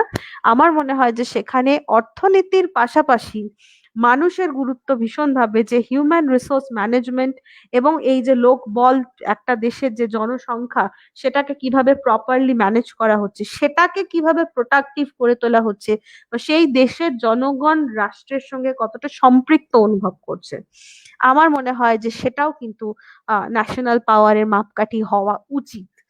এক্ষেত্রে হয়তো আমি একটু কনভেনশনাল ধারণাগুলোর থেকে হয়তো একটু ডিফার করব, তবে আমার মনে হয় না যে সব কনভেনশনাল ধারণার সঙ্গে আমি ডিফার করছি, কারণ অনেক মানে অনেক স্কলাররাই কিন্তু এই ধরনের ধারণা তারা মনে করেন যে মরাল পাওয়ার, একটা একটা রাষ্ট্রের মানুষজনেদের মরাল পাওয়ারও কিন্তু অনেক বেশি মানে ম্যাটার করে আর কি। এটা খুবই গুরুত্বপূর্ণ। ডেফিনেটলি, কারণ যেটা হচ্ছে আপনার কথা থেকে আমরা যেটা বুঝতে পারছি যে একটি রাষ্ট্রকে তার মানুষজনকে স্কিল ডেভেলপ করতে হবে, অর্থাৎ হিউম্যান রিসোর্স ম্যানেজমেন্ট যেটা আপনি বললেন, তাহলে হিউম্যান স্কিল ডেভেলপের মাধ্যমে আমি রাষ্ট্রীয় শক্তি এবং অর্থনৈতিক উৎপাদনকে বাড়াতে পারি, এবং এটা আমার একটি শক্তি হিসাবে কাজ করবে। জি। আমরা একটু আপনার কাছে জানতে চাবো যে একজন ছাত্র বা ছাত্রী কেন ইন্টারন্যাশনাল রিলেশন বা আন্তর্জাতিক সম্পর্ক বিষয় নিয়ে লেখাপড়া করবে, এবং যা ছাত্র বা ছাত্রীর ভবিষ্যৎ বা ক্যারিয়ার করতে এই বিষয়টি স্টাডি কতটুকু গুরুত্ব বহন করে, এবং একজন গবেষক কি কি বিষয় নিয়ে এই স্টাডিতে গবেষণা করতে পারে বলে আপনি মনে করেন? একটা তো বিষয় এক্ষেত্রে আমি বলবো যে ছাত্র হিসেবে, মানে আমি যেহেতু ইন্টারন্যাশনাল রিলেশনস পড়েছি, আমি এই মানে আমার ছাত্রাবস্থাটায় যদি আমি ফিরে যাই, তাহলে আমি একটা জিনিস যেটা পাই সেটা হচ্ছে কি একটা ভীষণ এনথুসিয়াজম হয় এই সাবজেক্টটা। বোধহয় যারা পড়তে যায় তাদের মধ্যে একটা খুব উদ্দীপনা থাকে, কারণ এই সাবজেক্টটা ভীষণ এভলভ করছে, এমার্জ করছে, এবং এই সাবজেক্টটা এতটাই, যেটা আমি প্রথমেই বললাম যে আন্তর্জাতিক সম্পর্ক বিষয়টা ভীষণ ভাস্ট। মানে কোথায় এথনিক ক্লিনজিং হচ্ছে, বা কোথায় একটা পজিটিভ হিউম্যান রাইটস অ্যাকশন নেওয়া হয়েছে, বা হিউম্যান রাইটস ওয়াচ কি বলছে, এই প্রত্যেকটা বিষয় কিন্তু ব্রডলি দেখতে গেলে আন্তর্জাতিক সম্পর্কের মানে দায়রার মধ্যে চলে আসছে। ফলে it is very much fast and interesting. ইন্টারেস্টের দিক থেকে আমি বলবো যে ছাত্রদের কাছে কিন্তু এই জিনিসটা খুবই ইন্টারেস্টিং হয়, যে অনেক কিছু জানার একটা ব্যাপার থাকে, যে অনেক কিছু আমরা বুঝতে পারি, জানতে পারি, সেই জিনিসটা কিন্তু একটা ইন্টারেস্ট দেয়। এবং আমার মনে হয় যে নতুন যে কারেন্ট যে জেনারেশন এখন আসছে, তারা মানে এখন ইন্টারনেট তাদের হাতের মুঠোয়, অনেকেই ইন্টারনেটের সুযোগ পাচ্ছে, আবার কেউ পাচ্ছেও না, কিন্তু তাদের মধ্যে কিন্তু নতুন নতুন জিনিস জানবার একটা স্পৃহা কাজ করে। তো এই স্পৃহাটা কোথাও আমার মনে হয় যে একটা পজিটিভ দিকে চ্যানেলাইজ করা যেতে পারে, তাদের এই যে পজিটিভ এনার্জি, সেটাকে এই সাবজেক্টের মাধ্যমে কিন্তু একটা ফ্রুক্টিফাই করা যেতে পারে। এবারে আসি হচ্ছে গিয়ে যে যদি কেরিয়ার ওরিয়েন্টেড বিষয়ের মধ্যে আসি, এক নম্বর বিষয় হচ্ছে গিয়ে যে ইন্টারন্যাশনাল রিলেশন সাবজেক্টটা নিয়ে বিভিন্ন দেশে এবং পাশ্চাত্যের দেশগুলো থেকে আরম্ভ করে আমাদের প্রাচ্যের দেশগুলোর মধ্যেও কিন্তু আমরা দেখতে পাচ্ছি যে ইন্টারন্যাশনাল রিলেশনস নিয়ে চর্চা বিপুল ভাবে হচ্ছে। পাশ্চাত্যের দেশগুলোতে তো আগাগোড়াই হয়েছে, এখন প্রাচ্যের দেশগুলোতেও কিন্তু খুব ভালোভাবে হচ্ছে। ফলে যে ইনস্টিটিউশনস গুলো গড়ে উঠছে সেখানে কিন্তু গবেষণা এবং অধ্যাপনা এসবের সুযোগ কিন্তু মানে অতিরিক্ত ভাবে বাড়ছে। এছাড়াও এখন যেটা হয়েছে যে বিভিন্ন কোম্পানিজ গুলো, বিভিন্ন যে নিউজ মিডিয়া বা বিভিন্ন কোম্পানি যারা কিনা ট্রেড ডিল করছে, বা যারা কোনো পার্টিকুলার জিনিসপত্র নিয়ে মার্কেট রিসার্চের মধ্যে রয়েছে, তারাও কিন্তু ইন্টারন্যাশনাল রিলেশনস পড়া ছাত্রছাত্রীদেরকে রিক্রুট করতে চাইছে, যেহেতু তাদের নলেজের ব্যাপ্তিটা অনেক বেশি, তারা এই জিনিসগুলো অনেক বেশি জানছে। আমি যেহেতু নিজে যাদবপুর বিশ্ববিদ্যালয়, কলকাতার যাদবপুর বিশ্ববিদ্যালয়ে পড়াশোনা করেছি, আমাদের যখন ক্যাম্পাসিং হয় তখন কিন্তু আমরা দেখেছি যে পাবলিশিং হাউস থেকে আরম্ভ করে নিউজ চ্যানেল গুলো কিন্তু মানে তারা এসে কিন্তু এই আন্তর্জাতিক সম্পর্ক বিষয়ের থেকে যারা পড়াশোনা করছে সেই সমস্ত ছেলে মেয়েদেরকে রিক্রুট করে নিয়ে যাচ্ছে। তো আমার মনে হয় যে এই আন্তর্জাতিক সম্পর্ক যারা পড়ছে তারা শুধুমাত্র গবেষণা তো বটে, এবং গবেষণারও অনেক রকম দিক, যে একেবারে সাবজেক্টের যে কোর জায়গাগুলো আছে সেগুলোতেও তারা গবেষণা করতে পারে, আবার মিডিয়া পার্সপেক্টিভ থেকেও করতে পারে, বা মানে কোনো মার্কেটের পার্সপেক্টিভ থেকেও কিন্তু তারা সেই জিনিসগুলো নিয়ে অ্যানালিসিস করে দেখতে পারে, বা সেই ধরনের রিক্রুটমেন্টের জায়গা কিন্তু রয়েছে কোম্পানিজ গুলো বিভিন্ন। এছাড়াও রয়েছে হচ্ছে কি বিভিন্ন থিঙ্ক ট্যাঙ্কস রয়েছে। এখন থিঙ্ক ট্যাঙ্ক ব্যাপারটা খুব ফ্যাশনেবল হয়ে উঠেছে, যে বিভিন্ন কান্ট্রিতে থিঙ্ক ট্যাঙ্কের এখন ভীষণ গুরুত্ব বাড়ছে। থিঙ্ক ট্যাঙ্ক গুলো রাষ্ট্রের পলিসি নির্ধারণ করতে সহায়তা করছে, ফলে থিঙ্ক ট্যাঙ্কেও কিন্তু পলিসি রিসার্চে অনেক মানুষজন যুক্ত হতে পারছে, রিসার্চে রিক্রুটমেন্ট খুব ভালোভাবে হচ্ছে। সেই জিনিসটা কিন্তু আন্তর্জাতিক সম্পর্ক পড়লে সম্ভব হয়। আমার মনে হয় যে এটার একটা বিশেষ গুরুত্ব আছে যারা আন্তর্জাতিক সম্পর্ক পড়ছে। এছাড়াও কম্পিটিটিভ এক্সামে আন্তর্জাতিক সম্পর্কটা যারা পড়ছে তারা এই নর্মাল সিভিল সার্ভিসেস বা অন্যান্য চাকরির যে পরীক্ষা টরীক্ষাগুলো হয় সেখানেও কিন্তু তারা বেশ বেনিফিটেড হয়, কারণ কারেন্ট অ্যাফেয়ার্স এর মধ্যে কিন্তু এই আন্তর্জাতিক সম্পর্ক বিষয়ক প্রশ্ন ইত্যাদি কিন্তু আসে, এবং ইন্টারভিউ এর সময় যখন গ্রুপ ডিসকাশন হয়, বিভিন্ন কোম্পানিজ গুলো যখন রিক্রুট করতে যায়, তখন কিন্তু এই ধরনের অনেক টপিকে গ্রুপ ডিসকাশন করতে দেয়। তো আমার মনে হয় যে এই দিক থেকে আন্তর্জাতিক সম্পর্কে ছাত্ররা একটুখানি কিন্তু এক গোলে একটু এগিয়ে থাকবে। জি, অনেক ধন্যবাদ আপনাকে। আমরা আমরা যতটুকু জানি আপনি নিজেও পিএইচডি করছেন আন্তর্জাতিক একদম পলিটিক্যাল সায়েন্সের উপরে বিদ্যাসাগর ভার্সিটি। সো একদম। আমি আমি এই জন্যই ছাত্রছাত্রীদেরকে বলবো যে প্রফেসর প্রণেতা যেভাবে বলছেন যে এটা একটি অত্যন্ত দূরদৃষ্টি সম্পন্ন একটি স্টাডি, এবং এই স্টাডির মাধ্যমে আপনি অনেক সুন্দর একটি ক্যারিয়ার করতে পারেন, not only in your country, also the whole world or the abroad also. আমরা এ পর্যায়ে একটু ভিন্ন ধারার একটি কোশ্চেন বা একটি প্রশ্ন আপনার সামনে রাখতে চাই। রুরাল আরবান মাইগ্রেশন বা ইন্টারন্যাশনাল মাইগ্রেশন, এই ইস্যুগুলোকে ইন্টারন্যাশনাল রিলেশন কিভাবে ব্যাখ্যা করছে, এবং এই করোনার মহামারী কালে মাইগ্রেশন কনসেপ্টটি প্রতিটি রাষ্ট্রকে কিভাবে পর্যবেক্ষণ করা উচিত বলে আপনি মনে করছেন? মাইগ্রেশন তো বিষয়টা আগেও ছিল, কারণ মাইগ্রেশন এই ইনওয়ার্ড মাইগ্রেশন বা আউটওয়ার্ড মাইগ্রেশন, মানে কোনো একটি স্থানে মানুষজন মাইগ্রেটেড হয়ে আসছেন, আবার কোনো একটি স্থান থেকে বেরিয়ে যাচ্ছেন।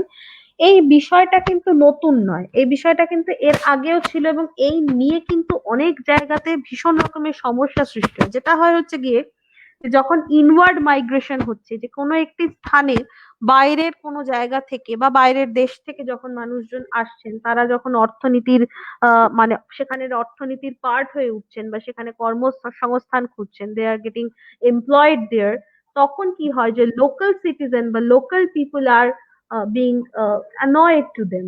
তারা কোথাও কিন্তু কিছুটা হলেও জেনোফোবিক হয়ে যান, যে বাইরের জায়গা থেকে এসে আমাদের কর্মসংস্থান, আমাদের চাকরি বা আমাদের লিভলিহুডটাকে কেউ ছিনিয়ে নিচ্ছে। কেউ ডেমোগ্রাফিক অল্টারেশনের ভয় পাচ্ছে, যেমন আসামের ক্ষেত্রে আমরা দেখি যে ভারতবর্ষের আসামে একটা ডেমোগ্রাফিক অল্টারেশনের ভয় কিন্তু ওখানের মানুষজন, এবং স্পেশালি যারা ট্রাইবাল মানুষজন, ইন্ডিজিনাস মানুষজন, তাদের মধ্যে কিন্তু এই ভয়টা কাজ করে যে বাইরের লোকজনেরা এখানে এসে গেলে আমাদের কালচার, আমাদের নিজস্ব আইডেন্টিটি সেটা মুছে যাবে। সেটা হয়তো সবটা ঠিক নয়, সেটা হয়তো অনেক ক্ষেত্রে হয়তো ভুলও হয়, ভুল প্রমাণিত হয়, কারণ একটা পার্টিকুলার ক্ল্যানের মানুষজন তারা যদি থাকেন তাহলে তাদের আইডেন্টিটি বা তাদের কালচার অত সহজে মুছে ফেলা যায় না, that is very difficult.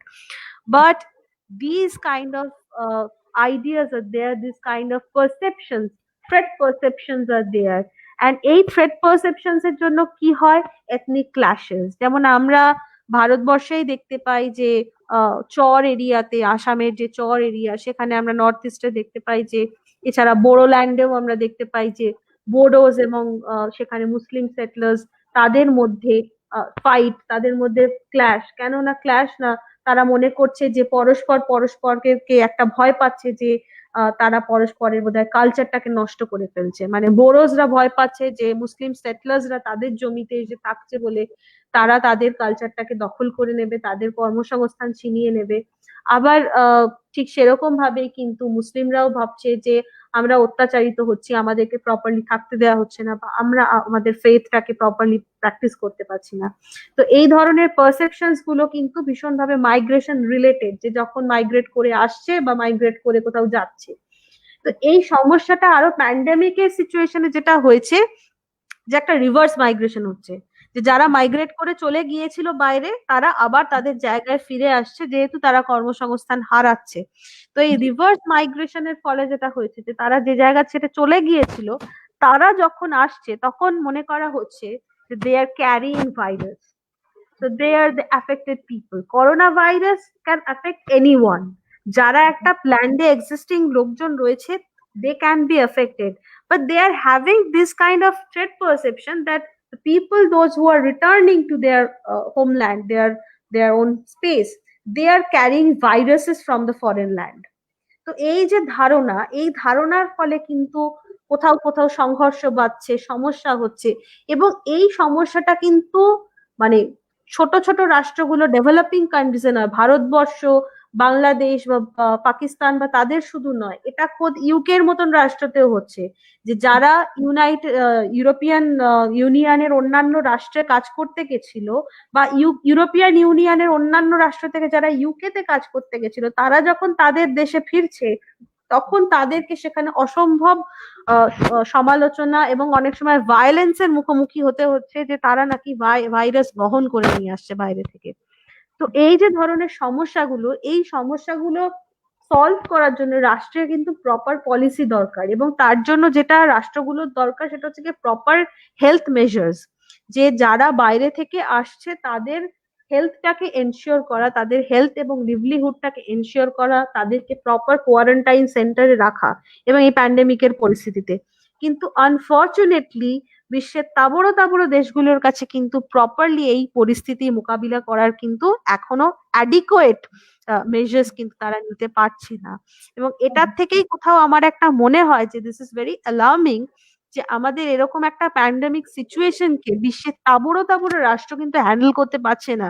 They are having nuclear weapons, they are having so many so different kinds of technological developments, technological measures, weapons, etc., computers, but একটা ছোট্ট ভাইরাস, একটা মানে অণুর মতন, অণু পরমাণুর থেকেও একটা ছোট কিছু একটা জিনিস, অণুজীব আর কি, সেটাকে কিন্তু মানে সেটা গোটা বিশ্বটাকে কাবু করে ফেলেছে। তো দিস ইজ ভেরি অ্যালার্মিং, আমরা তাকে কিন্তু কাবু করতে পারছি না। তো আমার মনে হয় রাষ্ট্রগুলোর এই মাইগ্রেশনের ক্ষেত্রেও সেই ধরনের পলিসি নেওয়া উচিত, যে যাতে মাইগ্রেটেড পিপল যারা, তাদের স্বার্থটা সামহাউ সুরক্ষিত থাকে। কারণ মাইগ্রেশন মানুষ তখনই করে, ম্যাক্সিমাম ক্ষেত্রেই মানুষজন মাইগ্রেশন করছে কখন না, যখন তারা তাদের অর্থনৈতিক সংস্থান করে উঠতে পারছে না। আমার প্লেসে হয়তো আমি অর্থনৈতিক সংস্থান পাচ্ছি না, তাই জন্যই কিন্তু আমি হয়তো বাইরে যাচ্ছি। সেইখান থেকে যখন আবার অর্থনৈতিক সংস্থান আমি হারিয়ে ফেলছি, আবার আমার জায়গায় যখন ফেরত আসতে যাচ্ছি, তখনও কিন্তু সমস্যা। তো একদিকে আমার অর্থনীতির অবস্থা খারাপ, আমার অর্থনৈতিক পরিস্থিতি খারাপ, আমার হাতে চাকরি নেই, জব লস, বা আমার হাতে আমার কাজ হারিয়ে গেছে, তার মধ্যে আবার হেট্রেড, বা তার মধ্যে আবার ভায়োলেন্স। তো এই জিনিসটাকে কিন্তু রাষ্ট্রের খুব সজাগ থেকে হ্যান্ডেল করা। অনেক ক্ষেত্রে কিন্তু স্টেট মেশিনারি গুলো এর পার্ট হয়ে ওঠে, যে দেখা যাচ্ছে যে পুলিশ প্রচন্ড ভাবে অত্যাচার করছে। কোনো একটা রাষ্ট্রের হয়তো পুলিশ, তারা হয়তো মানে সাধারণ যে মানুষজনেরা হয়তো মাইগ্রেন্ট লেবার হয়তো, তারা যখন ফেরত আসছে তাদেরকে হেনস্থা করছে। তো স্টেট মেশিনারি যদি এরকম ফল্টি হয়ে যায়, তাহলে কিভাবে মানে পরিস্থিতিকে মোকাবিলা করাটা সম্ভব? তো আমার মনে হয় যে প্রত্যেকটি রাষ্ট্রের মধ্যে এই ধরনের মেকানিজম থাকা উচিত, এবং ইউনাইটেড নেশনস বা বিশ্ব স্বাস্থ্য সংস্থা যে প্রপার গাইডলাইন্স গুলো রয়েছে, সেই গাইডলাইন্স গুলোকে ফলো করে চলাটা উচিত। এই মুহূর্তে হিসেব নিকেশ, বাদানুবাদ এগুলোকে একটু দূরে সরিয়ে রেখে হেলথ নর্মস গুলোকে, বা এই মাইগ্রেশন বা ইত্যাদি যে ট্রিটি গুলো রয়েছে, বা সেই সংক্রান্ত যে নিয়ম কানুন গুলো রয়েছে, সেগুলোকে একটু মেনে চললে বোধহয় ভালো হতো। আর তার সঙ্গে হচ্ছে গিয়ে যে দেশের মানুষজনেদের, প্রত্যেকটি দেশের মানুষজনেদেরও এই পরিস্থিতিতে একটু পেশেন্স রাখার জন্য তাদেরকে আমরা অনুরোধ করতে পারি, যে তারা যাতে মানে মানুষ যাতে মানুষের জন্য একটু ভাবে আর কি। এইটা মানে এই অ্যাপিলটা অন্তত আমার মনে হয় আমরা পরস্পরের কাছে রাখতে পারি, যে আমরা ভাববো, আশেপাশের মানুষজনের ভাববো। আমরা রোগটাকে ভয় করব, কিন্তু রোগী যারা বা যে মানুষগুলো অসহায় অবস্থায় রয়েছে তাদেরকে আমরা মানে ব্লেম করব না, ভিকটিম ব্লেম করব না, আমরা তাদেরকে মানে হেল্প করার চেষ্টা করব। অনেক সুন্দর বলেছেন আপনি। অনেক ভালো লাগছে আপনার সাথে আলোচনা অংশগ্রহণ করে, এবং দর্শকরা আপনাকে আহ, প্রচন্ড পজিটিভলি একসেপ্ট করেছে, এবং অনেকে বলছেন রাইট ইম্পর্টেন্ট কথা বলছেন, অনেকে বলছে সুন্দর কথা বলছেন। Agreed with you. সো দর্শকরা আপনার এই ব্যাখ্যাগুলিকে উপভোগ করছে, এবং দর্শকরা এই পুরো প্রোগ্রামটিকে উপভোগ করছে আমার দৃষ্টিকোণ থেকে। আমরা আসলে আমাদের অনুষ্ঠানের একদম শেষ প্রান্তে চলে এসেছি। এই সময় আমি একটু জানতে চাবো যে আপনি দর্শকদের উদ্দেশ্যে যদি কিছু বলেন। দর্শকদের উদ্দেশ্যে কিছু জিনিস বলবো, সেটা হচ্ছে কি যে সোশ্যাল মিডিয়ার মাধ্যমেই এখন সব যোগাযোগ ইত্যাদি সবকিছু হচ্ছে। কয়েকটা জিনিস দর্শকদের কাছে অনুরোধ করবো, এটা খুব জেনারেল একটা অনুরোধ আমি করে থাকি, এটার মধ্যে ইন্টারন্যাশনাল রিলেশনস বা ইত্যাদির কোনো ব্যাপার নেই। সেটা হচ্ছে গিয়ে যে প্লিজ সবাই সবাইকে এই মুহূর্তে একটুখানি মানিয়ে নিন। কারণ অনেক সময় যেটা হয় যে দেখি যে সোশ্যাল মিডিয়াতে সবাই খুব ফ্রাস্ট্রেটেড, সবাই খুব বিরক্ত। এই পরিস্থিতিতে সবার সঙ্গে সবার হঠাৎ খুব বিবাদ হয়ে যাচ্ছে, public shaming, public naming shaming etcetera অনেক কিছু হচ্ছে। হয়তো কেউ একটা কিছু হয়তো একটা পারফর্ম করেছেন, আহ, কারুর হয়তো সেই জিনিসটা ভালো লাগেনি, সেটা নিয়ে হয়তো তিনি খুব যাচ্ছে তাই ভাবে হয়তো ফেসবুকে বা টুইটারে বা কোথাও হয়তো কিছু একটা বলে দিলেন।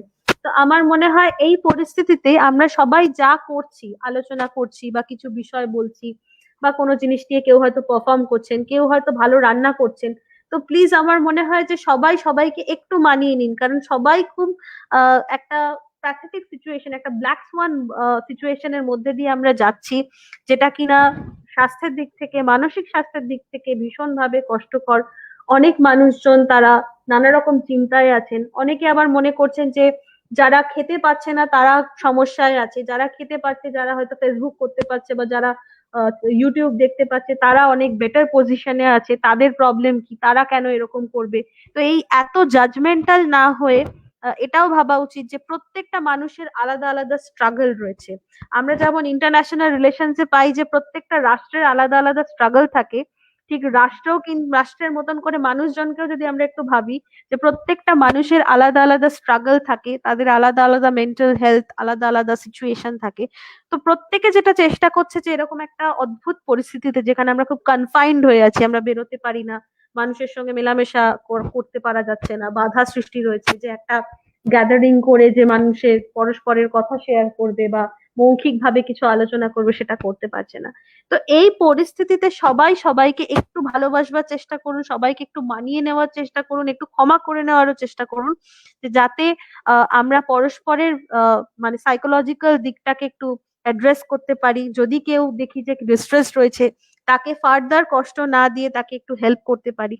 তো এইরকম একটা পারস্পরিক ভাবে যদি আমরা চেষ্টা করি, তাহলে হয়তো সত্যি একটা গ্লোবাল ভিলেজ, একটা গ্লোবাল কমিউনিটি তৈরি করা যেতে পারে, যার মধ্যে মানুষ মানুষের সঙ্গে কোঅপারেট করবে, এবং সেখানে খুব একটা দেশ, রাষ্ট্র, ভাষা সবকিছুর বাধাটা থাকবে না। যোগাযোগটা এরকম ভাবেই হবে যে মানুষ পরস্পরের সঙ্গে যোগাযোগ করবে এবং ভালো থাকার কিছু পথ বাতলে নেবে। তো দর্শকদের উদ্দেশ্যে এটাই বলবো যে এই ধরনের আনন্দ পাওয়ার জন্য একটু মানুষের সঙ্গে কোঅপারেট করুন, পরস্পরের সঙ্গে একটু মানিয়ে চলুন।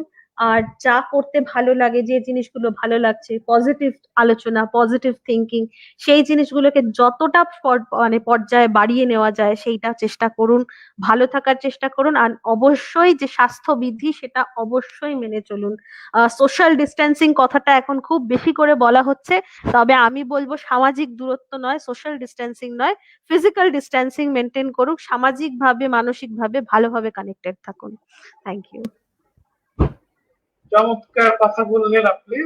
আমি মুগ্ধ হয়ে শুনছি, আশা রাখি দর্শকরাও শুনছে। অনেক দর্শক, একজন বলল যে আপনার কথা অত্যন্ত সুন্দর, আমরা মানবো। So, তারা বলছেন যে আপনার কথা তারা মানবেন, এবং তারা আপনাকে ধন্যবাদ জানাচ্ছেন অনেক থ্যাংক সুন্দর ইউ। বক্তব্য রাখার জন্য। এবং আপনার সাথে আমিও একমত যে আসলে এই করোনার মুহূর্তে আমরা আসলে একে অপরের জন্য হাত খুলে যাই এবং হাতটাকে বাড়িয়ে দেই, হাতটাকে না গুটিয়ে রাখি, আমরা একে অপরের সাথে এমন আচরণ না করি যাতে কেউ কষ্ট পাক।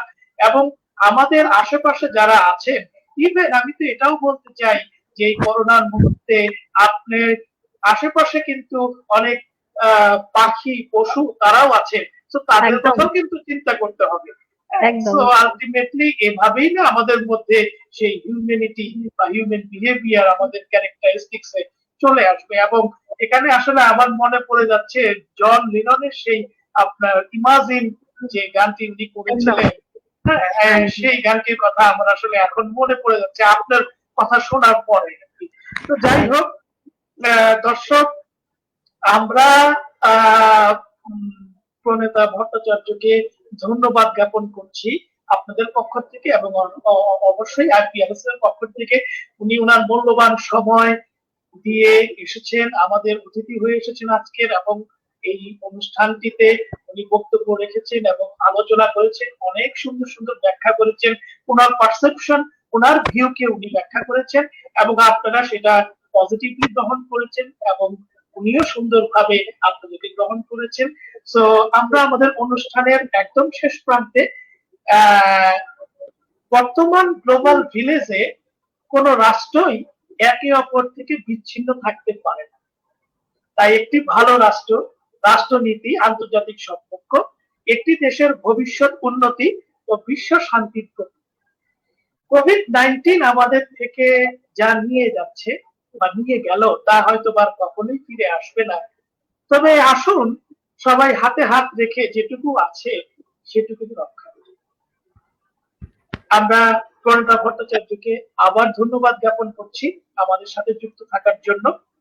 এবং দর্শক, আপনারা আমাদের আজকের প্রোগ্রাম কেমন লাগলো জানাবেন। আপনারা আমাদের সাথে যুক্ত থাকুন আইপিআরএচ এর ফেসবুক পেজে লাইকের মাধ্যমে এবং আমাদের ইউটিউব চ্যানেলটি সাবস্ক্রাইবের মাধ্যমে। ভালো থাকবেন, সুস্থ থাকবেন এবং থাকুন নিরাপদে। ধন্যবাদ। আল্লাহ।